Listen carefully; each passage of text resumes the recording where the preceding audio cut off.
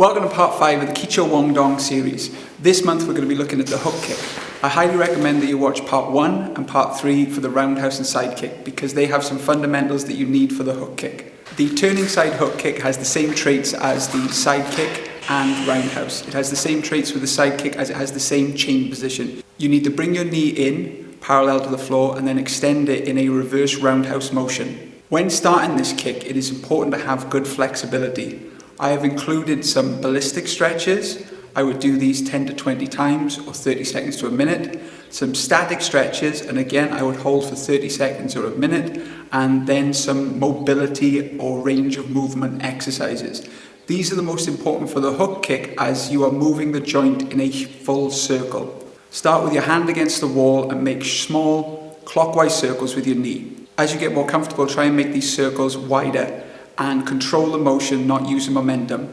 You can also do this for a straight leg to make it more difficult. When you start doing this exercise, start doing 10 to 20 on each leg, and then for more of a challenge, you can add an ankle weight to your leg. Again, please make sure that you are over 16 if using weights. There are two ways of having the foot position, either with your heel or with the flat of your foot. The heel is for braking and power and is slower, and the flat of the foot is for sparring and speed. Both hook kicks are useful for certain situations, but don't get them confused. When beginning to learn this technique, students often have trouble with turning 180 degrees and then bringing the momentum back the way they came. Because of this, I would start doing the kick first against the wall, and then when you have the motion of the kick, start stepping in. Step in with the heel, lift the leg, and then you're on balance. Make sure that you're keeping your arms in and you're looking forward, not leaning back. Once you have this momentum, you can also try stepping in. Then you can try it from the back leg, the traditional way. And then finally, for an advanced version, to really test your flexibility, is to do it from the front leg as a stopping kick with no momentum before the kick, no step. Common mistakes that I often see include the angle of the leg, either slicing down or trying to have the heel above the knee. Always make sure that your hip, knee and heel are in line with each other, whether it's low, center or high.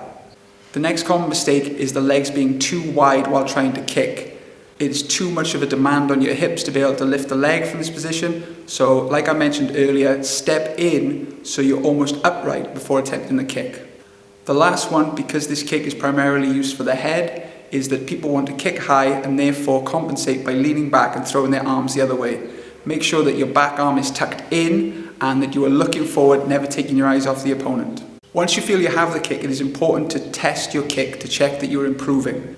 An excellent way to test this is by doing figure of eights with your leg, starting with a hook kick underneath your partner's arm and then a roundhouse motion in the middle and then a final hook kick at the top. Again, try not to use momentum, try and use the strength of your leg to go as slowly as possible and not to touch your partner's arms. You can do this at a low level and then gradually work up higher.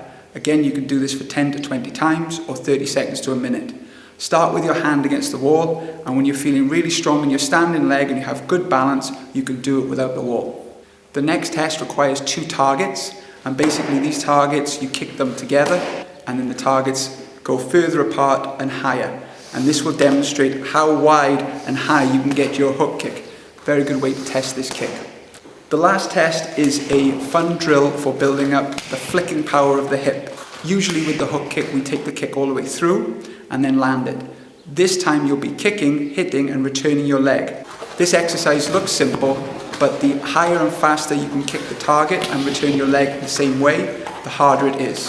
I hope you've enjoyed this tutorial on the hook kick. There are many more exercises and ways of improving it. If you have any suggestions for other techniques or follow-ups to these kicks, you can just leave a comment below. Don't forget to subscribe and to check out other videos, and we'll see you next month. Thanks.